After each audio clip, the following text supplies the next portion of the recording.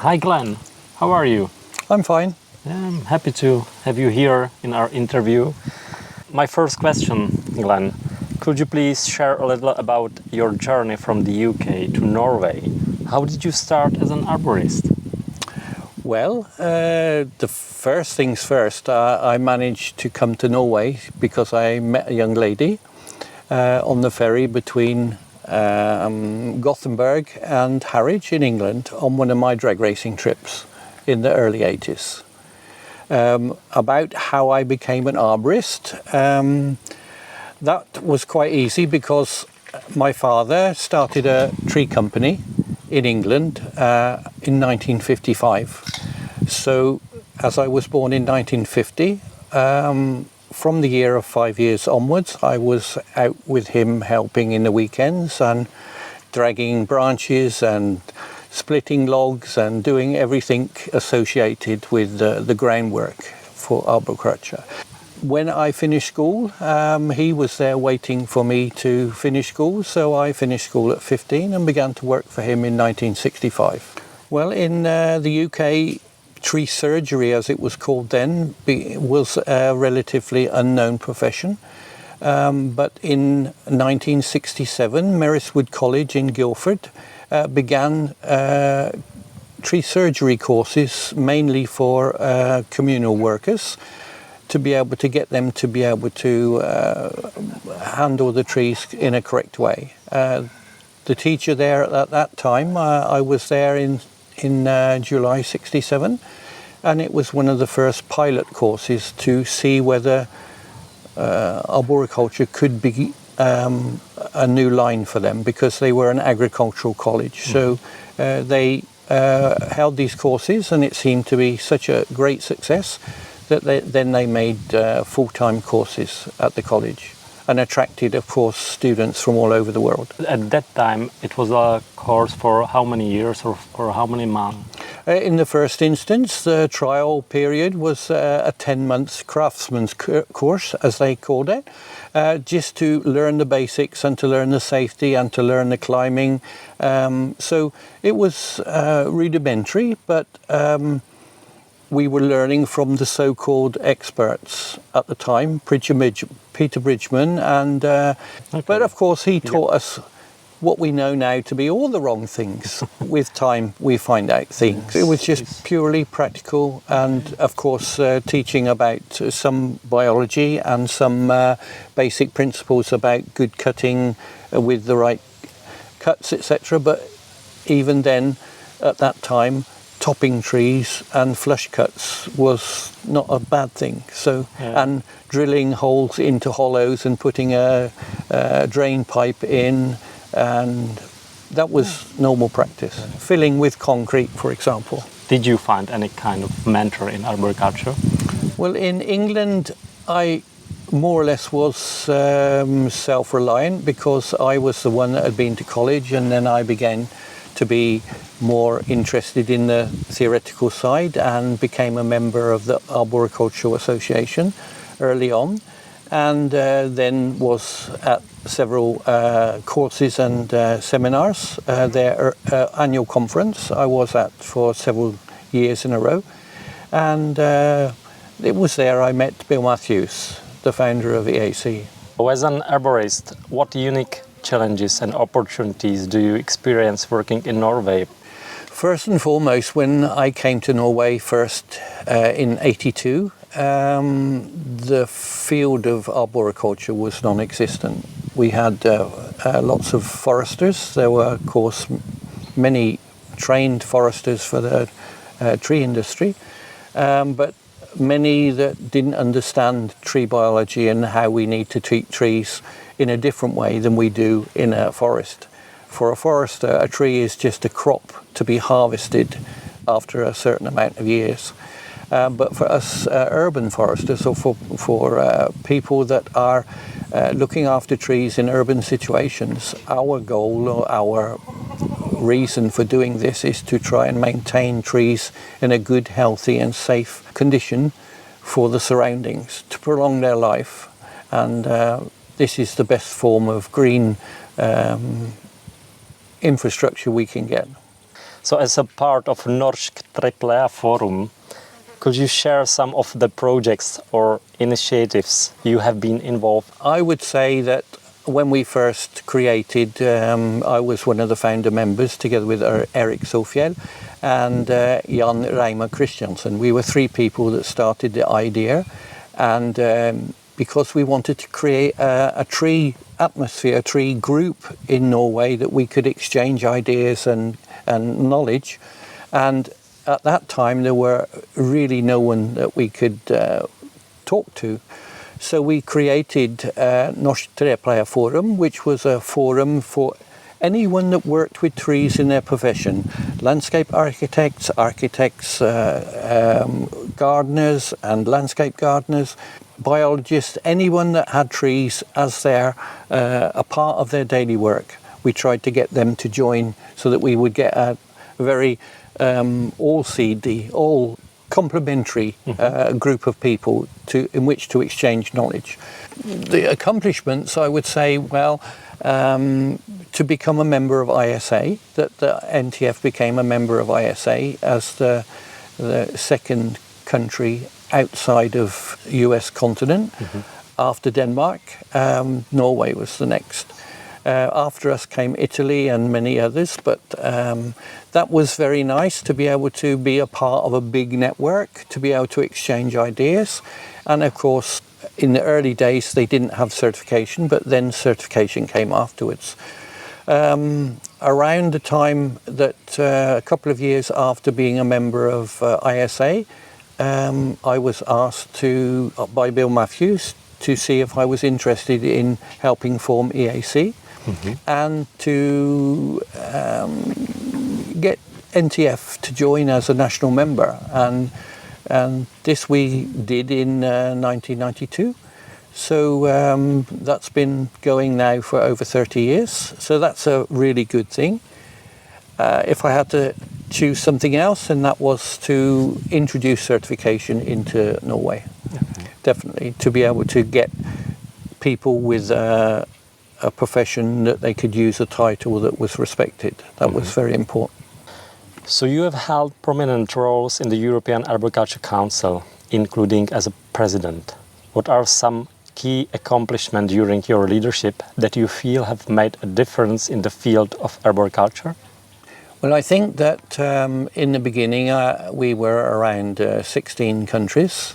When we first made the EAC, we had our annual or our inauguration meeting in Brussels in 1992. And then, of course, to meet all these foreign people together in one place, it was not common at that time to have so many international travellers and for arborists from many different countries to speak together. In the US, in the ISA, of course, they have many candidates and arborists come from all over America, but they were all speaking the same language, more or less. But in Europe, we had more of a problem in much as we decided that English should be the common speaking language for EAC to try and get everything to be running very easily. So our goals in the first instance were to bring together and exchange ideas. And one of the first ideas that came up was to have a common European certification, which would be and could be respected by the relevant communities, countries, organisations, governments that could be seen as a stepping stone up the ladder to having a very good education within arboriculture. So that was very important for me, and it was early in the 90s it was working on the project, and the first certification that we had, which was for me at least, was in Montpellier in France, and it was a learning process, but there were many people that were really dedicated and passionate about what they were doing. And you know, if somebody is passionate, it's very catching. If people get infected very easily, if they have a green heart, they get infected by the passionate people. So to be a part of a team that had common goals and visions, it was very inspiring. I really enjoyed the early years. Yeah. So you are heavily involved in the European Tree Worker and European Tree Technician certification schemes. What motivates you to dedicate time to this, and how does it impact to the arboriculture profession? Well, I've always been interested in learning, and for me, I think that the learning process is very important. And my mentor then, at this time, when I began to be in the EAC, I attended many workshops by Dr. Alex Shigo. I was lucky enough to attend probably 10 workshops and work together with him on producing and running 3 workshops in Norway, and was lucky enough to call him a friend and visit him at his home in Durham in the US. I was inspired by not the fact that he came up with the coded principle, but more, I think, than the fact that he gave me some very important things to remember. And one of those was define your words, which means say what you want to say in the correct way so that people can't misunderstand you.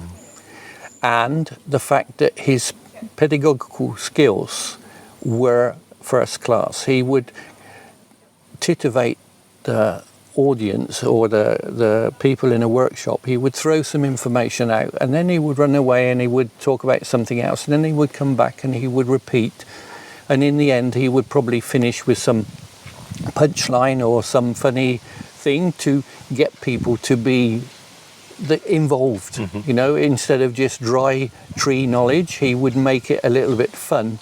And this type of learning I found very inspiring. And when I had my tree care courses in Norway, which I ran from 99 to 2020, I used some of the things I learned from Alex in my teaching, and got very good feedback throughout the times that we ran the courses. Yeah. The 2 schemes, of course, European Tree Worker was our first certification process, of which I was partly involved towards the end, and became very involved in the running of the certification process, and was not in the original accreditation board which was formed, but when the accreditation board changed in around 2015, it became the CQM, the Certification Quality Management Group. And our job is to monitor the exams and to try and make everything run in a smooth and professional way, and to be able to manage and have interaction with so many different arborists to try and get the system to work really nicely on a good level throughout all the countries. Was a challenge, but a very inspiring way of working. So I'm lucky enough now to be old enough now to be able to devote more and more time to helping out, either as a supervisor or in CQM or as an advisor. Otherwise, as you know, I sit in the executive committee. So I have a tree family too, not just an ordinary family. Okay. And do you remember, after the EAC was established, how many years or only months maybe last to get the ETW certification? Well, the whole writing of the handbook and the AWeb Project 1 and 2 lasted for about 3.5 years. So it was finished around autumn 1998, and therefore the first exams were held in either 1998 or 1999. It's history now, but it seems just like yesterday to me. Yeah. So if you would like to describe the ETW, European Tree Worker, in several or only few sentences. The European Tree Worker certification level can be correspond to like learning everything you need to know to drive a car safely, and going to take your test, and then ending up with a car license to drive. That doesn't make you a good driver. Like we know that when you have ETW, it doesn't necessarily make you a good arborist. It's an evolving process. And after ETW, we know that now there is a European tree technician. How many years last that you realize that ETT is something which arboriculture would like to have or is needed? Well, I think that ETT is more, of course, it's a big step up from the European tree worker, but it is more for people that have a great deal more interaction with the general public. So therefore they have to learn a lot more knowledge in the way of being able to convey this to the public, to be able to, if you like, do PR for the profession, and of course to be able to inspect trees, but also be able to convey this type of conversation to other professions like landscape architects or entrepreneur or many other people that we come in contact in connection with our tree work. Mm-hmm. It's very important to be a good communicator when you're a tree technician. As a board member of the EAC, what are your primary responsibilities and what direction do you see the council heading in the future? As being the only remaining original member, I see myself as being a little bit of an old dinosaur and probably not quite so up to date with IT and all the other communication methods that we have today and techniques. So I feel definitely like I'm in the past and not in the future, but I feel I have a good influence on the way that the executive committee thinks, and sometimes it's necessary to be the person that puts the brake on or to come with some words of experience from earlier years where we maybe made a mistake, but to try and guide as much as I can the way that the EAC is moving.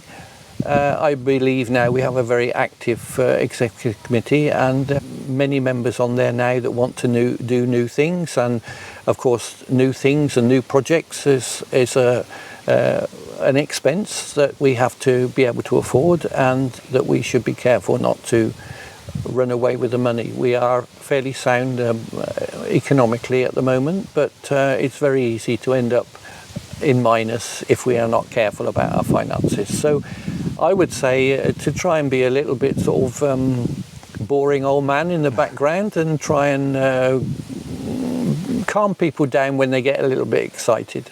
I'm a great believer in that you have to be diplomatic.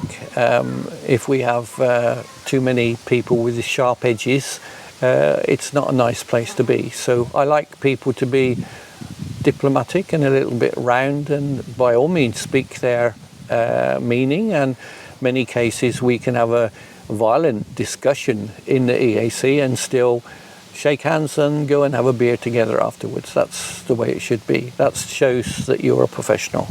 How do you balance your professional responsibilities with your extensive travel across Europe? I'm lucky enough now that I had my company in Norway for 30 years, and we were the first professional practical arborist company in Norway. And I was used to working 60, 70, 80 hours a week. So for me now, when I'm only a one-man company consultant, working maybe 30, 35 hours, I have lots of free time. So I enjoy traveling. I enjoy the contact with good friends and colleagues from all over Europe. And so it's always positive to be able to travel to another country or to be a part of the certification system, or very often we can combine our visits. When you go to meet people, very often you become good friends with people, and then you end up staying a few extra days or something, and that is always very pleasant. So let's dive into your involvement in the wet text project. Can you explain the project's goals and how it works towards the special care of veteran tree across Sweden, Norway and the Czech Republic? When Jarek asked me to be a part of the project, at first I had to think very deep, because in a way with the project we were doing things to trees that I learned when I was younger that was okay. Then later on we learned that this was not a good thing to do to trees.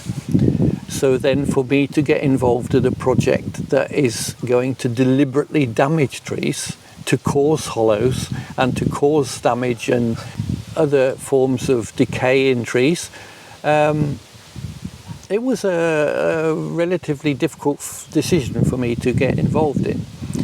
But when I thought a little bit more about it, and I thought a little bit more radically, and that was that most people would consider that Alex Shigo was one of our shining lights within the arboricultural profession, and that he showed the way for modern arborists to be able to take care of trees in a better way. And when I think back, and he didn't get his knowledge without damaging trees. He had to damage trees to see how they reacted for him to be able to come up with this theory and teach us how not to damage trees. So thinking back, I thought, well, even Alex Shigo was damaging trees for the future. And I thought, yeah, well, maybe that could be a good idea that I move into that area. I've done pretty much everything else in the practical side of arboriculture, and that climbing and the sawing and felling trees, etc., I've done for over 50 years, so I didn't need to continue that. But this idea about trying to bridge the gap between the old veteran trees that produce the unique environment for all the biological diversity that we have in the old oaks and ashes and beeches, we had a whole generation or two of trees that were missing, and then I began to understand the theory or the idea of being able to induce injuries into young middle-aged trees, not too large, so that they would probably develop cavities and provide a home for all these beetles that we've learnt about on this trip, and all the insects and fungi that are becoming scarce and will probably not be able to survive when the big old veteran trees disappear. So in this way I thought that although I'm old, like the old trees, maybe I can still learn something. So I think our trip in Scandinavia to find old trees and to inspect together with the group of botanical people and beetles and insects people and people that know other spheres in the profession was extremely exciting, and I learnt quite a lot. So I'm pleased that I became involved in the project, and I think that in time, if it's organised and managed properly, then we can do good work for the future young trees to make them more habitable for the diversity that maybe have a problem to survive. So shifting gears slightly, can you tell us about your passion for drag racing? I've always been interested in mechanical things. I bought my first car when I was 15, and it had a defect engine, so I had to fix the engine before I could even think about driving it. I began driving when I was 7 years old, and was driving all sorts of excavators and bulldozers and cranes and everything from when I was 10, 12 and up to I was 15, 16 before I even had a license. So I've always been interested in mechanical things, and around, of course, the time when I was able to start driving, then it was nice to have something that was a quick car, would accelerate and get past other people. So there, of course, the passion for a little bit of speed began. And I was with my cousin one day, and we had been to a stock car race meeting, which is a roundy where they bump into each other, and we were on the way back, and we saw a sign at the local airport, that Blackbush Airport, that there would be a drag racing demonstration with visiting American drag racers there in a few weeks' time. So of course I had to go and see this, and there I saw for the first time dragsters that would accelerate in a standing quarter mile, that is 402 meters, and finish and go over the finish line at over 200 miles an hour, which is 320 kilometers an hour, in about 7 seconds. And the wheels smoking the whole distance. And after that, it became what I wanted to do. So, of course, in the beginning, it wasn't possible to build one of those dragsters, but I had a possibility to, in a lower class, race my street car, my car that I drove on the street, which was a Volvo Amazon, and it was tuned up, so it was quite quick. And then I began to race that car, and I had that car for a couple of years on the track, and then turned to putting the Volvo engine, not out of that car, but another Volvo engine that I had built together, put it in a dragster, a little lightweight frame. Mm-hmm. And there I went much quicker. I went 11.0 seconds for a standing quarter, about 120 miles an hour, which is quite quick when you think that an E-Type at that time was running the same quarter mile in 15.5 seconds. So it was much faster than an E-Type, which for a young lad I was then driving the dragster from when I was about 22. I was racing against other people, and they had developed different cars with the engine. Instead of having the engine in front of them, they would put the engine behind them, so that if anything happened to the engine, the bits would not come in your face but would go behind you. So then I set about building a rear engine dragster, like they were called, and put the same type of engine in the dragster on the back. And I'd finished the car, and it was being showed at an exhibition in the winter of that year. And some visiting Germans came over, and they liked the car so much, they made me such an offer that I could not refuse. It didn't go home. They took the car directly from the show. So my pride and joy that I never even driven on the track suddenly got taken away. But I ended up with a big bunch of money. So that was quite good. And around that time, my father, he had a higher class car with a V8 Chrysler engine, and he needed help with his crew. So rather than drive then, I became a crew member for his car and continued to do that. That was from around 75, 76 to all the time before I moved to Norway in 82.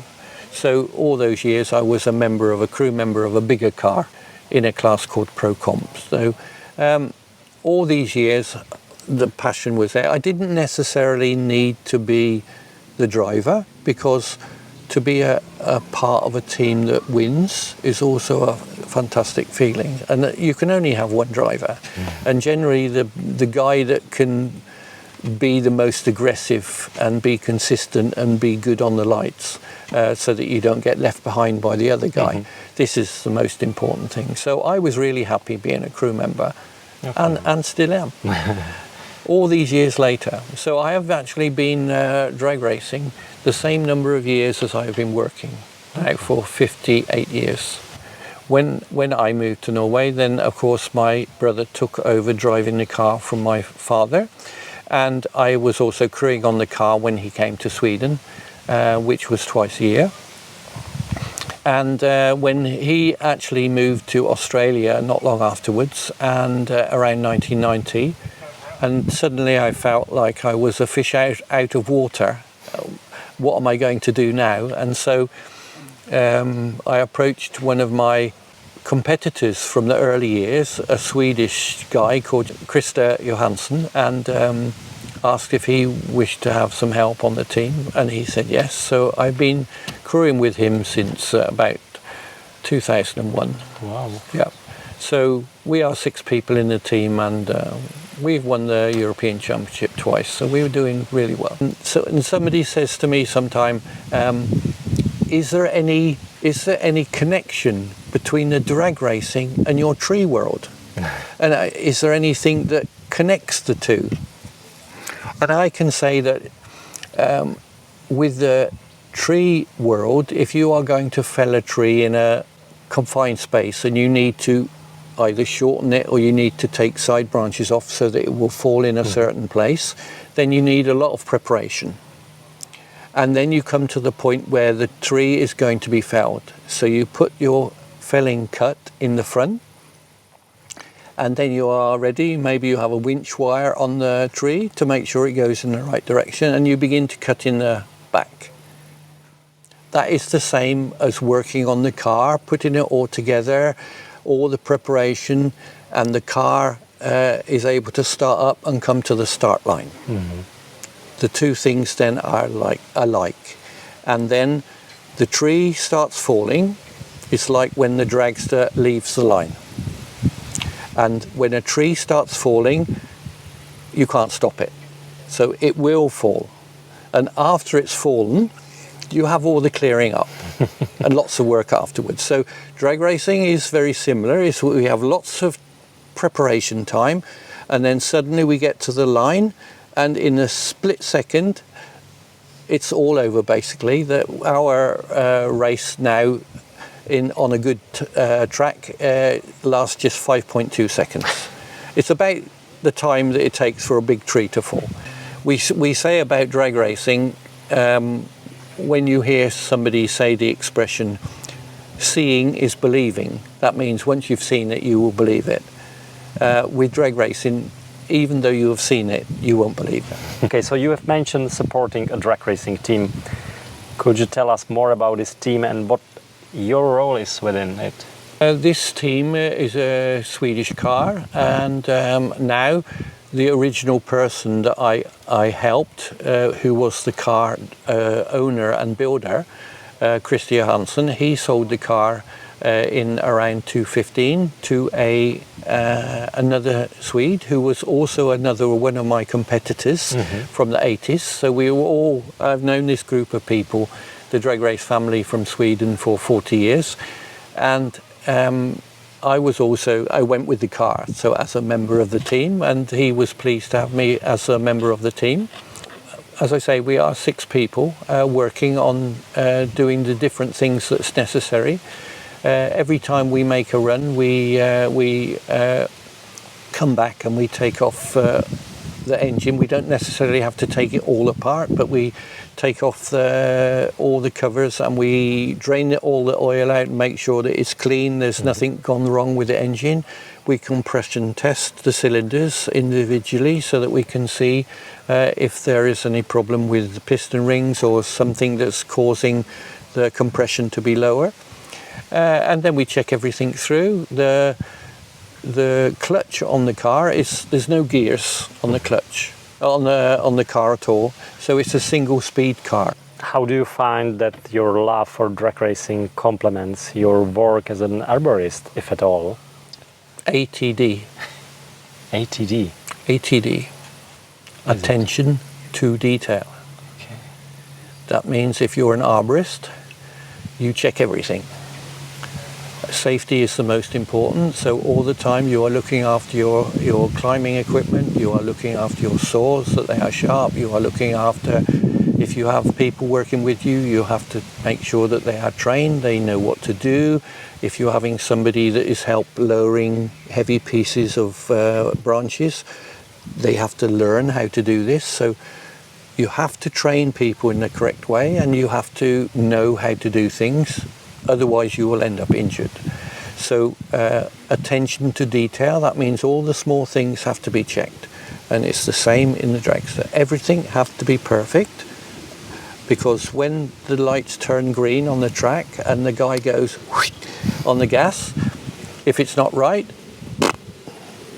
or you lose. So it has to be correct. So ATD is a very important part of my thinking. So finally, You have had a long and diverse career. What advice would you give to a new arborist now?